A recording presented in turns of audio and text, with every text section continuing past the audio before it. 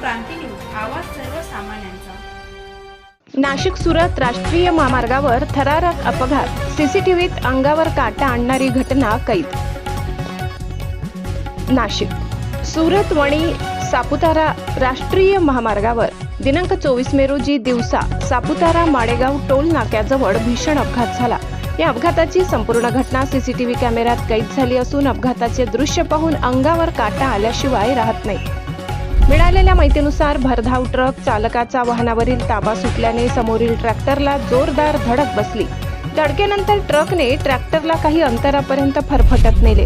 या अपघातात tractor, truck तसेच जवळ उभ्या असलेल्या कारचे मोठ्या प्रमाणात नुकसान झाले। अपघात इतका भीषण होता की काही काळ परिसरात एकच गोंधळ उडाला।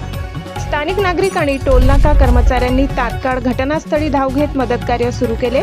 सुदैवाने या अपघातात कोणतीही जीवितहानी झाली नाही, मात्र वाहनांचे मोठे नुकसान झाल्याने लाखोंचे नुकसान झाल्याचा अंदाज व्यक्त करण्यात येत आहे।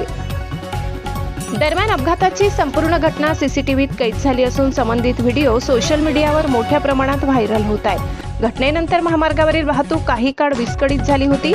संबंधित यंत्रणेकडून पुढील तपास सुरू आहे। महाराष्ट्र क्रांती न्यूजसाठी प्रतिनिधी गणेश धुळे, सुरगाणा।